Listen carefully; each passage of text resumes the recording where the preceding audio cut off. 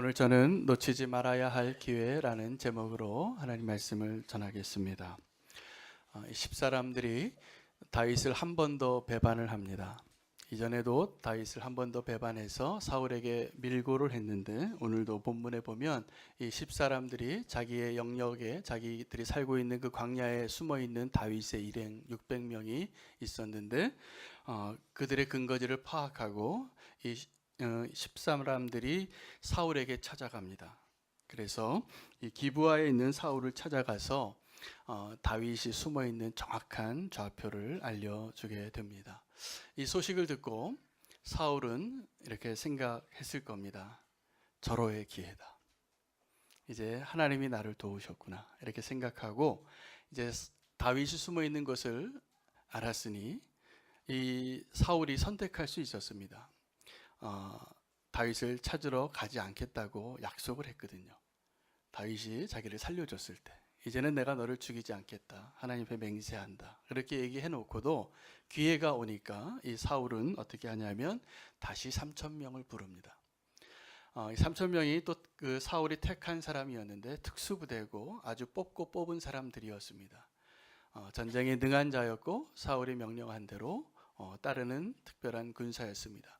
그 나라를 지켜야 할 군사들이 이제 이 사울의 욕심에, 또 사울의 이 개인적인 복수에, 복수도 아니죠, 그가 두려워서 이 다윗이 없어져야만 내 나라가 안전할 것이라 생각해서 다윗을 죽이는데 함께 떠났습니다. 그래서 그들이 이 햇사람의 땅 가운데 하길라산이라는 곳의 길가에 앉아 그 길가에 이제 진을 치게 됩니다. 그 진을 치게 된 것을 다윗이 몰랐을까요? 다윗도 알았습니다. 다윗이 이 사울이 쫓아오는 것을 보고 이제 자기 군대를 600명이 있었는데, 뭐 정규군은 아니지만 그래도 다윗과 함께 운명을 같이 하는 사람들이죠. 그 600명 가운데 다윗이 두 명을 부릅니다. 한 명은 햇사람 아히멜렉이고 또 한 명은 수르야의 아들 요압의 동생이었던 아비새입니다. 그래서 이 아히멜렉과 아비새 가운데 둘 중에 한 사람에게 묻습니다. 나랑 함께 저 사울이 지금 나를 잡으러 왔는데 그 저 적군의 진영에 나랑 갈 사람이 누구냐? 라고 말할 때 누가 손을 드냐면 아비새가 손을 듭니다. 내가 가겠습니다. 여러분, 이게 보통 용기가 아닙니다. 보통 충성이 아닙니다. 두 사람이 3,000명으로 들어가는 거거든요. 그리고 나를 죽이려고 특수부대로 모든 게 무장되어서 도저히 상대가 되지 않지만 그래도 다윗과 함께 죽고 함께 살겠다고 손을 든 사람이 아비새입니다. 아비새가 이 아히멜렉의 이름은 이제 다시 거론되지 않지만 이 아비새는 계속 등장합니다. 그래서 다윗의 충실한 장군으로 다윗을 지키고 다윗과 함께 운명을 같이 하는 사람이 됩니다. 이럴 때 진짜 사람이, 나의 사람이 누군지 알게 되는 거죠. 그래서 다윗이 이 아비새와 함께 적군에 내려갑니다. 그런데 놀랍게도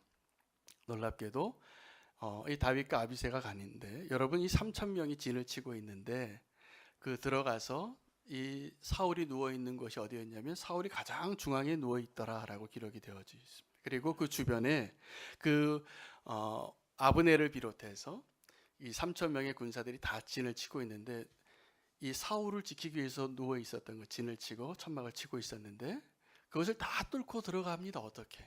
그것이 왜 가능했냐면 성경에 기록되어 있기를 하나님이 다 잠들게 하셨다는 겁니다. 자, 오늘 이 이야기가 이 이야기인데 다윗이 또 죽이지 않습니다. 다윗이 사울을 죽일 수 있었는데 그 물병과 창만 가지고 돌아오게 되는 그 이야기 속에서 누가 기회를 잡은 자인지 오늘 우리가 한번 생각해 봐야 합니다. 사울은 그렇게 생각했습니다. 절호의 기회가 왔다. 그리고 군대를 모아서 다윗이 있는 곳에까지 와 있는 거죠. 그런데 다윗도 그 기회가 왔습니다. 절호의 기회가 왔습니다. 그래서 그 절호의 기회가 왔을 때 이 다윗이 사울을 앞에 두고 죽이려고 하죠. 근데 그때 이 아비새가 얘기합니다. 사울 왕이시여, 정말 하나님이 당신 편인 게 맞는 것 같습니다. 당신의 원수를 오늘 우리의 손에 붙이셨으니 내가 죽이게 해주세요. 두 번 찌를 필요도 없습니다. 한 번이면 끝나겠습니다. 이렇게 말할 때 다윗이 또 우리가 이해할 수 없는 결정을 합니다. 죽이지 말라요. 아니 목숨 걸고 이 3천 명이 지금 자기를 잡으러 온 이 사람들 안에 들어와서 절호의 찬스를 얻었는데, 절호의 기회를 얻었는데 죽이지 말자는 겁니다. 여러분의 왕이, 여러분이 다윗을 쫓는 군사인데 다윗과 함께 목숨을 걸고 왔는데 이 다윗을 이해하실 수 있겠습니까? 보통 사람은 이해가 안 되는데 오늘 이 말씀을 다 듣고 나면 우리가 이해되어질 수 있을 거라 저는 믿습니다. 그리고 다윗과 같이 하나님이 우리에게 주신 그 기회 가운데 우리가 그 기회를 어떻게 잡을 것인가, 한 번 더 기도하시고 우리의 인생의 그 기회들을 절대로 놓치지 않는 축복이 있기를 원합니다. 사울이 얻었던 그 기회는 절호의 찬스였지만 사람이 준 기회입니다. 이 다윗이 얻은 그 기회는 목숨을 걸고 갔지만 하나님이 주신 그 기회예요. 그런데 오늘 이 믿음의 사람 다윗은 우리랑 다른 수준의 삶을 사는 사람이에요. 하나님이 나에게 주신 그 기회, 저 같았으면 어떻게 했습니까? 그래, 오늘 끝내자. 그 3천 명도 아마 이 사울만 없으면 나를 왕으로 인정할 거야. 원래 사울은 천천히요, 다윗은 만만히요. 이 백성들이 다 다윗을 좋아했잖아요. 이 사울만 없어지면 내가 왕 되는데 아무 문제가 없잖아요. 그런데 한 가지가 걸리는 거예요. 하나님이 기름 부으신 자를 내가 죽일 수 없다. 이 하나님의 그 뜻을 내가 거스를 수 없기 때문에 다윗은 절호의 기회가 왔는데도 그 기회를 사용하지 않는 것입니다. 그런데 여러분, 우리가 알아야 될 것은 이것이 정말 기회를 잡은 거예요. 우리는 내 앞에 있는 어떤 기회가 있을 때 나의 유익을 위해서 그 기회를 놓치지 않으려고 살아갑니다. 사람들이 이런 얘기를 하거든요. 내가 그때 그 사람하고 결혼했어야 되는데. 제가 실제 이렇게 말하는 어떤 권사님을 제가 만났어요. 농담으로 내가 그때 그 사람하고 결혼하지 말았어요. 이런 얘기를 하시더라고요. 농담이신, 분명히 농담이라고 저는 믿습니다. 그런데 그런 얘기를 하시더라고요. 우리 또 어떤 얘기를 듣냐 하면 그때 내가 그 직장에 들어갔어야 되는데, 그때 사표 쓰지 말았어야 되는데, 내가 그때 그 학교를 갔어야 되는데, 그때 그 사업을 했어야 되는데. 우리가 다 이런 얘기를 하세요. 그럼 나 무슨 얘기냐 하면 그 기회를 놓친 거죠. 그 기회를 놓쳤기 때문에 우리는 후회를 합니다. 후회를 합니다. 그런데 우리가 정말 후회하지 않을 그 기회를 오늘 꼭 붙잡을 수 있는 은혜가 오늘 저와 여러분 가운데 있기를 축복합니다. 그 다윗이 그 하나님께 기름 부은 받은 자를, 이 사울이죠, 나의 원수고 나를 죽이려고 하는 사람이지만 그를 끝까지 죽이지 않습니다. 놀라운 믿음입니다. 왜 그렇게 가능할 수 있을까요? 다윗은 하나님을 믿은 사람이에요. 하나님을 존중하는 사람이기도 하지만 하나님을 믿은 사람이기 때문에 내가 지금 죽일 수 있는 기회, 그리고 하나님이 주신 기회조차도 자기가 쓰지 않는 겁니다. 뭐라고 얘기합니까? 여호와께서 그를 치시리니, 혹은 전장에서, 아니면 혹은 나이 들어서라도 어떤 병으로라도 그가 망하리라. 하나님은요, 우리에게 기회를 주십니다. 다윗처럼 내가 원수 갚을 수 있는 기회, 내 마음대로 할 수 있는 기회, 내가 성공할 수 있는 기회, 내가 그 기회를 잡으면 횡재할 것 같은 그 기회 주십니다. 안 주시는 게 아니에요. 그런데 그 기회를 얻었을 때 오늘 우리가 다윗을 꼭 기억하기를 바랍니다. 저는 오늘 다윗과 함께 갔던 그 아비새를 봐도 참 놀라운 믿음의 사람이라는 생각이 됩니다. 그 스루아의 아들 가운데 그 요압과 아비새가 있었는데, 동생이 아비새입니다. 오늘은 아비새와 다윗이 갔는데 만약에 요압이 갔더라면 어떻게 됐을까 제가 상상을 해봤어요. 만약에 요압이 따라갔다면 다윗이 죽이지 마라, 하나님께 기름 부은 자를 우리가 손대면 안 된다, 이렇게 얘기해도 스루야가 다윗 먼저 내려가십시오, 제가 잠깐 잊고 왔습니다, 그렇게 말해놓고 돌아가서 찌를 사람이에요. 실제로 요압이 그렇게 해서 아브넬을 죽입니다. 나중에 이 다윗의 집안과 사울과 압살롬이 죽고 이스라엘이 왕이 돼서 이렇게 두 나라가, 한쪽 나라는 기울어지고 한쪽 가문은 기울어지고 한쪽 가문은 세워질 때 다윗이 이 아브넬이 그러니까 항복하러 오죠. 자기가 주인을 바꾸고 이제 내가 다시 당신을 왕으로 인정하고 쫓겠습니다라고 올 때 요압이 나중에 그 소식을 듣고 가서 환영하는 척하면서 뒤에서 칼을 꽂습니다. 요압은 자기에게 오는 그 기회를 놓치고 싶지 않은 사람이에요. 다윗이 하지 말라 그래도 하는 사람이에요. 그래서 만약에 그날 오늘 이 사울을 다시 한번 하나님이 죽일 수 있는 기회를 줬을 때 아비새가 아니라 요압이 쫓아갔으면 어떻겠을까 상상을 해보니까 죽였을 것 같아요. 그 사람을 봐서는. 근데 우리가 그러면 안 됩니다. 다윗과 같이 하나님 우리에게 기회를 주실 때 그 기회를 정말 기회로 삼으실 수 있는 은혜가 있기를 원합니다. 사울과 아비새가 가서 가져온 것은 사울의 창과 물병뿐이었습니다. 이것은 그들이 바로 적의 심장에 들어가서 내가 사울을 죽일 수 있는 바로 그 기회가 있었다는 증거물입니다. 우리에게 그 증거면 충분합니다.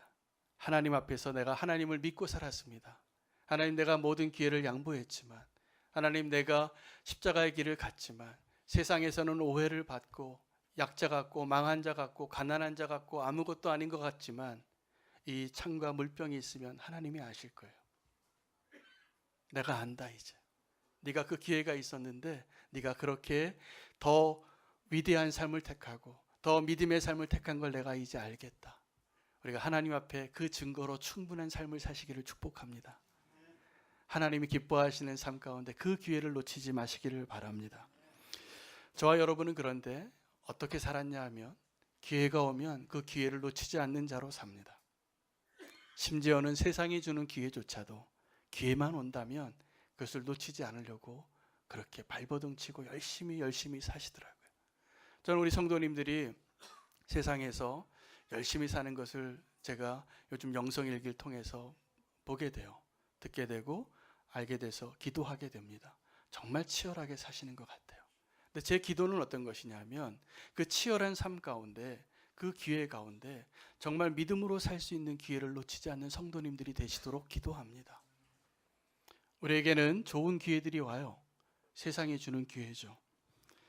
우리는 그 기회를 놓치고 싶지 않습니다. 그러나 정말 우리가 놓치지 말아야 할 기회는 하나님이 주신 기회조차도 하나님의 뜻대로 그 기회를 사용할 수 있는 믿음의 사람이 되는 것이 진짜 기회를 얻는 것입니다. 가룟 유다가 예수님을 배반하는데 가룟 유다가 이미 돈을 받아요. 뜻을 정해서 사단이 들어갔기 때문에 대제사장을 찾아가서 내가 예수님 팔면 얼마 주겠습니까? 그리고 은 30냥을 받는데 저는 그게 또 마음이 아파요. 받으려면 좀 더 많이 받지. 은 30이 뭐냐면 노예 한 사람의 값이에요. 자기 스승을 팔면서 메시아를 팔면서 하나님의 아들인 걸 알면서 그것을 배반할 때 예수님을 배반할 때 한 300데나리온 받아야 되는 거 아닙니까? 한 달란트 정도 받고 배반하면 그래도 내가 좀 이해를 하겠는데 은 30에 팔아요. 그리고 이 가룟 유다가 예수님께 다시 옵니다. 그리고 그가 하는 게 뭐냐면 기회를 찾는 거예요. 언제 배반할까? 언제가 가장 적합한 때인가? 왜냐하면 이 대제사장들이 가룟 유다에게 부탁을 했거든요. 낮에는 하지 말자. 명절에는 하지 말자. 사람들의 눈이 두려우니까 네가 거기 있다가 가장 절호의 찬스가 있으면 알려줘야 돼. 그리고 그날 밤이 왔을 때 예수님은 이 가룟 유다를 향하여 한 번 더 손을 내밀기 위해서 그 마지막 성찬에서 너희 중에 한 명이 나를 팔 것이다 라고 얘기해 주세요. 가룟 유다를 향하여 한 이야기예요. 그때라도 돌이키라고. 그런데 가룟 유다는 그 예수님의 기회는 저버리고 예수님을 팔 기회만 찾습니다. 그리고 그 밤에 나가더라. 나가서 대제사장에게 가서 오늘 밤에 오라. 내가 예수님에게 키스할 테니 입 맞출 테니 나의 스승에게 인사할 테니 그를 잡아라. 그만 잡으면 된다. 그리고 그 밤에 몽둥이와 칼을 가지고 대제사장의 종들이 와서 예수님을 체포하죠. 가룟 유다는 그 기회를 찾다가 그 기회를 잡고 성공합니다. 그래서 불행해집니다. 압살롬이란 사람이 있었습니다. 다윗의 아들이죠. 다윗이 범죄하고 나서 하나님의 심판이 정말 다윗의 집안에 임하는 겁니다. 이 압살롬은 살아생전에 아버지에게 너 이렇게 좀 하지 마라는 이야기를 한 번도 듣지 않은 모범생 아들이었다고. 기록합니다. 그런데 그 압살롬이 자기 누이 다말의 불행을 알고 소방 맞아서 버림받아서 버려진 여인이 돼서 자기 집에 들어왔을 때 그를 집에다 두고 2년을 기다려요. 뭘 기다렸을까요? 기회를 찾는 거예요. 사람들이 잊혀질만 했을 때까지. 그리고 내가 저놈은 죽여야 되겠다라고 생각한 그 사람을 죽일 기회를 찾는 거예요.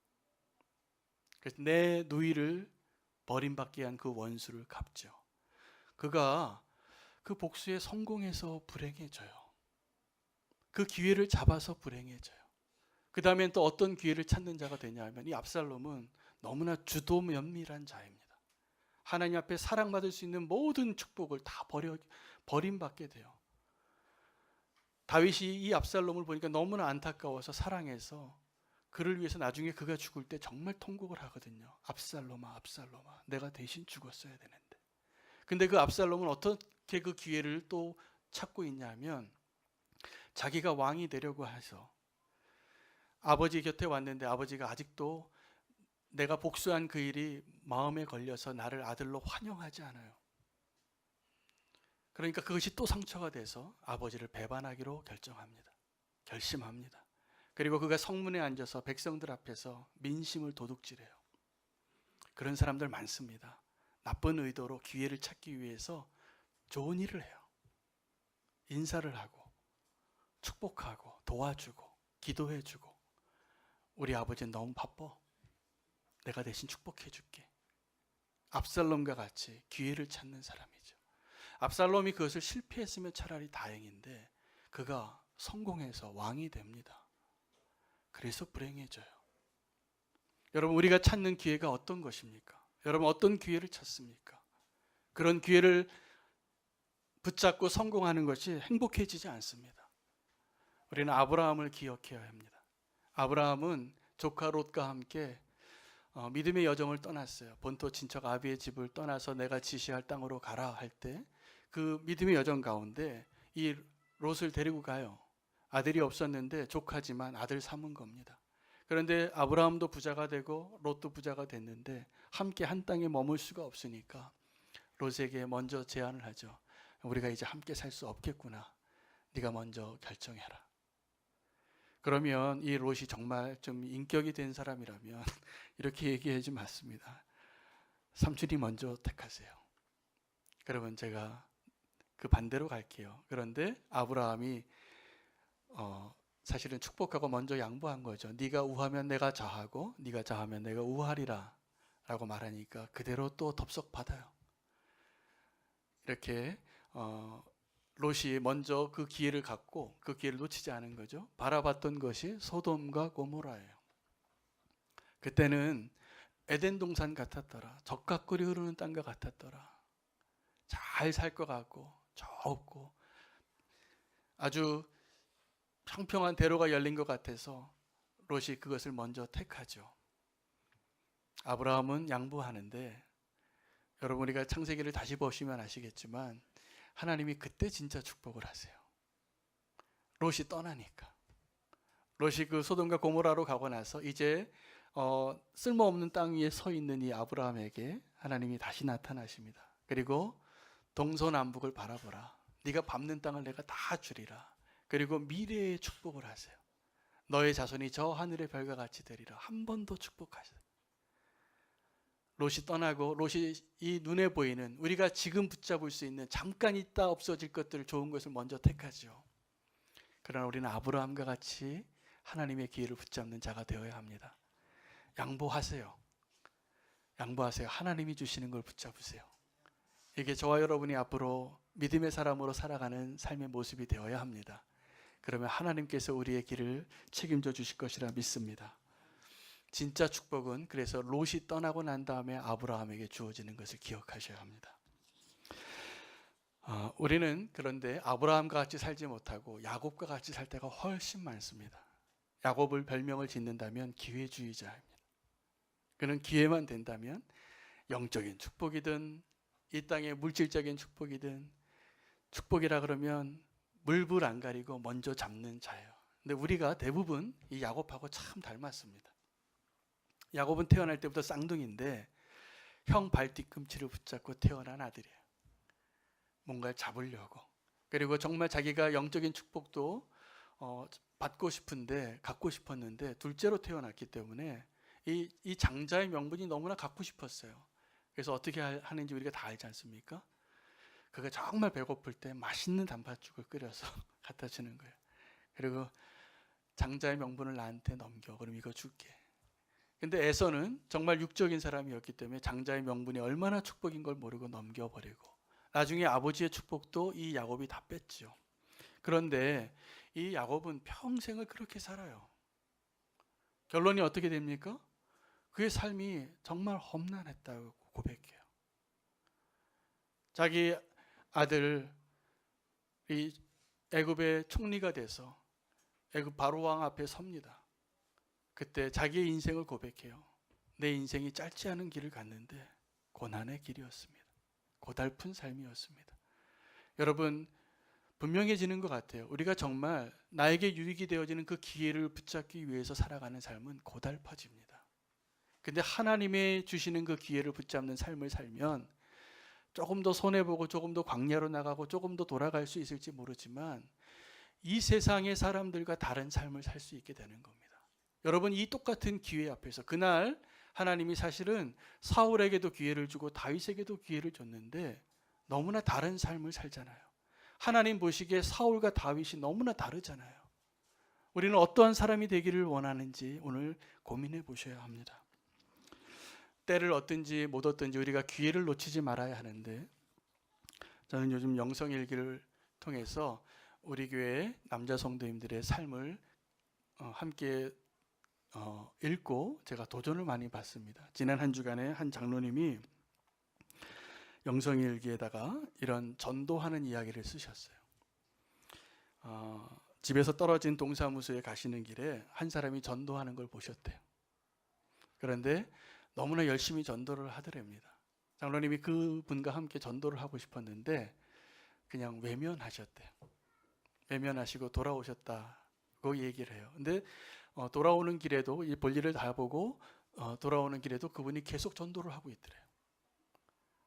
그리고 이제는 집에 가야 될 시간이 돼서 집에 와서 생각해 보니까 내가 그때 함께 전도하라고 하는 마음을 주님이 주셨는데 내가 그 기회를 놓쳤구나 라는 고백을 쓰셨어요.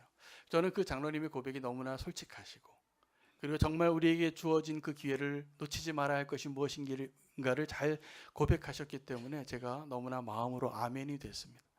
여러분, 우리가 살아가면서 복음을 전할 수 있는 기회를 놓치고 있지는 않습니까?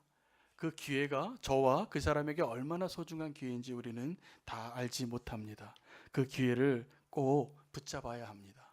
제가 알고 있는 목사님 가운데 한 분이 미국에서 조그만 목회를 하시는데 제가 이전에 섬기던 그 소속 단체의 선교사 출신의 목사님이세요. 근데 카톡으로 그분이 날마다 어떻게 전도하는지를 매일 보내주세요. 근데 이분은 마트에 가서도 전도하고 테니스 치러 가서도 전도하고 뭐 가게 가서도 전도하고 뭐 만나는 사람보다 매일 한 명씩 전도하시는 거예요. 저는 너무나 도전이 돼요, 이분이. 그리고 그것을 통해서 그냥 전도하는 게 아니라 연구하시고 여호와의 증인의 문제가 무엇인가를 그 나이가 좀 저보다 연배가 훨씬 많으신 분이신데 유튜브 동영상을 만들어서 여호와의 증인에게 띄워요. 그랬더니 이 조회수가 막 올라가는 거예요. 난리가 났어요. 여호와의 증인에서 여기에다 막 댓글을 달고 막 공격하시는 거예요. 그런데 이분은 너무나 믿음의 확신을 가지고 이걸 사명으로 하시니까 너무나 귀하게 쓰세요. 무슬림에게도 그렇게 얘기해요. 영국에서 무슬림의 코란에 잘못되어진 그것에 대해서 말하고 유튜브를 또 만들어 가지고 또 올려요. 또 무슬림들이 또 막 반응이 오면 그 사람 찾아가서 전도하시는 분이에요. 저는 목회자로 서기 이전에 선교사로 있었는데 25년 전쯤 됩니다. 그때 제가 선교사로 나갈 때 동구권이 문이 열렸어요. 그래서 소련이 무너지고 러시아가 무너지고 그 주변 국가들이 다 독립할 때쯤에 어떤 기회를 하나님 주셨냐 하면 진공 상태와 같은 땅이었어요. 그래서 누구든지 가서 복음을 전하고 성경책만 전해줘도 갈급함으로 그 성경책을 받고 교회가 세워지고 이런 시기를 있었는데 그런 시기가 딱 10년 되더라고요. 10년이 지나니까 그 문이 닫히기 시작하고 그 나라에서 기독교를 박해하는 법이 세워지더라고요. 그리고 선교사들의 활동을 제한하고, 제가 나중에 알았어요. 아, 하나님이 선교할 수 있는 기회도 기회를 주실 때 해야 하는구나. 여러분, 지금 우리에게 주신 그 기회들을 전도할 수 있고 예배할 수 있고 하나님 뜻대로 십자가를 질 수 있는 그 기회를 놓치지 마시기 바랍니다. 그 기회가 또 안 올 수 있습니다. 에스더를 우리가 기억합니다. 에스더가요, 죽으면 죽으리라 하고 나라와 민족을 위해서 그 결단에서 나아가고 목숨 걸고 왕 앞에 나아가서 왕이 기회를 줘요. 너무나 사랑스러우니까. 네가 원하는 게 무엇이냐? 이 나라의 반이라도 주겠다. 그런데 에스더가 그 기회를 덥석 붙잡지 않습니다. 왕에게 얘기해요. 내일 한 번 더 잔치에 오세요.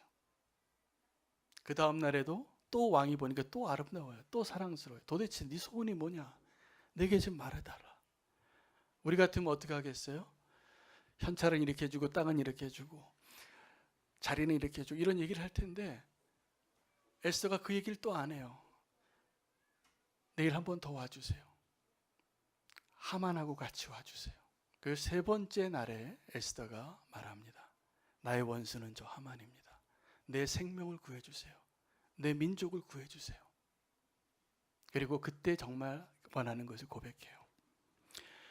여러분, 모세도 그랬습니다.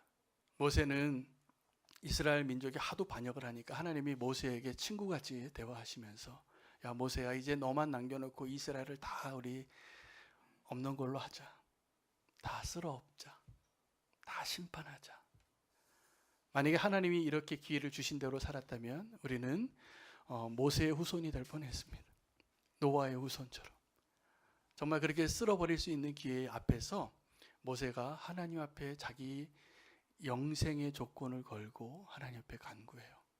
하나님, 내 이름을 생명책에서 지우는 한이 있더라도 한 번만 더 기회를 주시면 안 됩니까? 모세는 바보같이 자기의 생명을 걸고 이스라엘 위해서 기도하는데 사실은 그게 정말 기회를 잡은 거예요. 하나님 보시기에 모세 같은 사람이 없어요. 여러분, 우리는 하나님이 주시는 기회 앞에서 내가 좋은 것을 덥석 붙잡는 것이 기회가 아닌 것을 알아야 합니다. 정말 위대한 삶을 살 수 있는 것을 붙잡으세요. 오늘 우리가 그 위대한 삶을 살 수 있는 기회를 하나님 우리에게 주시는 거예요. 바울도 그랬습니다. 바울이 예루살렘에 가지 말라고 성령님이 얘기해 주세요. 그 하나님의 사람들이 막 자기 바울의 혁대를 가지고 가서 둘둘 마르면서 이 혁대의 주인이 이렇게 체포될 거다, 결박당할 거다 얘기해 주는데, 그러면 그걸 왜 그렇게 얘기해 줬겠어요? 성령님이 도망가라는 거예요. 사실은 만약에 바울이 그때 도망갔어도 하나님 뭐라고 안 그러셨을 것 같아요. 위험하니까. 그런데 바울은 자기 목숨이 귀하지 않았어요. 하나님의 나라의 복음이 증거되는 것을 더 소중한 걸로 선택한 사람이에요. 그래서 바울은 예루살렘에 가면 이렇게 결박을 당하고 이렇게 어려움을 당할 것을 알지만 하나님이 도망갈 수 있는 기회를 주시고 알려주시지만 그것을 택하지 않습니다. 그리고 예루살렘으로 가고 예루살렘뿐만이 아니라 로마까지 가서 복음을 다 전하고 순교합니다. 바울이 바보일까요? 우리가 생각하기에 살 수 있는 기회를 놓쳐서 어리석은 자일까요? 아닙니다. 위대한 사람이 되는 길을 택한 거예요. 하루는 제 딸이 아빠, 내 친구가 책을 하나 냈어 하고 책을 하나 소개하는 거예요. 그 책 이름이 문어 목욕탕이라는 책이에요. 근데 우리 딸의 나이 또래에 벌써 책을 내고 그 문인의 길에 등판이 돼서 벌써 이제 큰 서점에 책이 다 나올 정도로 꽤 이제 자리가 잘 잡혀서 대단하다 이런 얘기를 했어요. 근데 우리 지수가 그 책을 나한테 이야기한 이유는 다른 이유가 있었더라고요. 아주 절친한 친구인데 대학교를 졸업할 때 어느 유명한 출판사에 취직할 기회가 온 거예요. 근데 이 정보를 같이 공부하고 있는 그 반에 다른 사람들은 모르고 이 아이만 알고 있었어요. 그런데 그 출판사에 너무나 들어가고 싶어 하는 언니가 있었대요. 근데 이 아이가 그것을 가지고 고민이 돼서 기도를 한 거예요. 이럴 때 기도하면 안 됩니다. 그래서 기도를 했더니 하나님이 네가 양보해라 그러는 거예요. 그래서 이 아이가 기도하고 그 기회를 그 언니에게 줘요. 그래서 그 언니는 그 유명한 출판사에 지금 일하고 있어요. 그리고 이 아이는 그 기회를 놓쳤기 때문에 새롭게 직장을 찾아야 되고 더 험난한 길을 가게 되는데 하나님이 이 아이를 축복해 주시더라고요. 그래서 그 어린 나이에 그 그림도 자기가 그리고 글도 자기가 쓰고 뭐 전문가의 그런 도움을 안 받았는데 인정받고 하나님이 길을 열어주시더라고요. 여러분, 우리가 하나님 앞에서 진짜 기회가 무엇인지를 알아야 됩니다. 하나님 우리에게 기회를 주시는데 그 기회를 나를 위해서 덥석 잡는 것이 기회를 잡은 것이 아니에요. 진짜 기회는 우리가 예수님처럼 될 수 있도록 믿음으로 택하는 거예요. 오늘 사울과 다윗의 차이는 똑같은 기회 앞에서 사울은 죽이러 군대를 이끌고 왔고 다윗은 죽일 수 있는 기회를 쓰지 않아요. 하나님이 인정하는 사람이 되는 것입니다. 믿음의 사람이 되는 것입니다. 우리는 이 땅에서 기회를 붙잡으려고 바둥바둥 살아가는 것 같아요. 여러분, 그런데 기회를 붙잡지 말고 하나님을 붙잡으세요. 그러면 그것이 진짜 기회가 됩니다. 이 땅에서 우리가 그것 때문에 손해볼 수 있고 바보 같다는 소리 들 수 있고 조금 더 어렵게 살 수 있습니다. 그러나 우리가 믿음으로 정말 하나님을 택하는 그 믿음의 선택을 할 수 있을 때 하나님이 주실 상급이 얼마나 되는지 상상이나 되십니까? 예수님께서 십자가에서 바보같이 우리 같은 사람을 구하려고 죄 없으신 하나님께서 그 길을 가셨어요. 그런데 예수님께서 그 길을 갈 때 베드로는 그 예수님을 말립니다. 예수님께서 그 길을 가는 것을 원치 않았어요. 이 땅에서 사셔야죠. 그 고통 당하지 마셔야죠. 근데 예수님은 그 베드로의 말을 듣고 사단아 내 뒤로 물러서라 라고 꾸짖습니다. 그리고 그 십자가의 길을 가는 것입니다. 여러분, 우리가 진정한 기회는 이 땅에서 좋은 것을 붙잡는 게 기회라고 생각하는데 그렇지 않습니다. 우리가 이 땅에서 진짜 기회는 십자가를 붙잡는 게 진짜 기회예요. 그래야지 영원한 나라를 우리가 누릴 수 있는 것입니다. 예수님 같이 살기를 원하고 우리가 그 기회를, 십자가를 질 수 있는 그 기회를, 믿음으로 살 수 있는 그 기회를 놓치지 않고 후회하지 않고 다윗처럼 승리하는 저와 여러분 되시기를 축복합니다. 기도하겠습니다. 하나님, 오늘 주님의 말씀 앞에서 우리가 정말 어떤 기회를 붙잡아야 하는지 결단하기를 원합니다.